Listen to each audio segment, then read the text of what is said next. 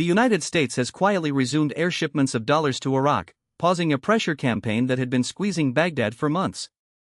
According to two aides to Iraq's prime minister, the flows of American currency restarted after the Trump administration had suspended them back in April. Now, to understand why this matters, you have to understand what these dollar shipments actually are. Iraq runs a heavily cash-based economy, and the country earns money from oil sales, money that gets held in an account at the Federal Reserve Bank of New York. From there, Iraq's central bank facilitates daily wire transfers on behalf of Iraqi businesses and individuals who need to pay for goods imported from outside the country.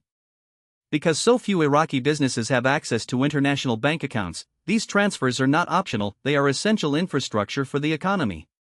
When the Trump administration cut off those flows in April, it was not blocking American money, it was effectively freezing Iraq's own earnings.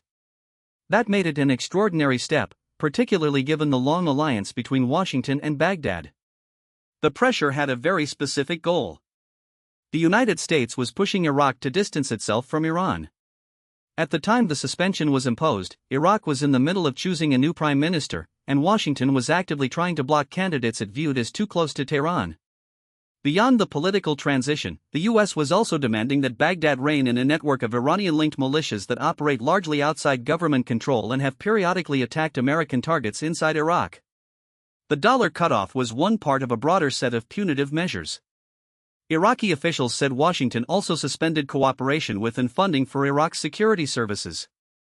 According to an Iraqi official who spoke anonymously because he was not authorized to discuss the matter publicly, those security-related measures remain in place even as the dollar shipments have resumed.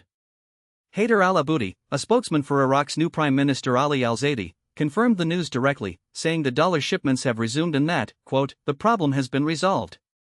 Mudhar Mohammad Salih, a financial advisor to the Prime Minister, also confirmed the transfers are moving again. The United States confirmed the resumption as well, though a person familiar with the matter, speaking anonymously to discuss sensitive diplomacy, framed it in more technical terms, saying the transfers are affected by the Iraqi central bank's needs, security considerations, and concerns over illicit finance. That last point connects to a longer-running issue. A few years ago, the U.S. and Iraq worked out new international banking rules requiring greater transparency around these dollar transfers. The intent was to stop the illicit flow of dollars to criminal networks, money launderers, and groups helping militant organizations in Iran and elsewhere in the region. So where things stand now, the dollars are flowing again, a new prime minister is in place, but the underlying tensions, the militias, the Iran question, the security cooperation freeze, remain unresolved. This looks less like a resolution and more like a pause. I'm your host, and we'll keep watching how this one develops.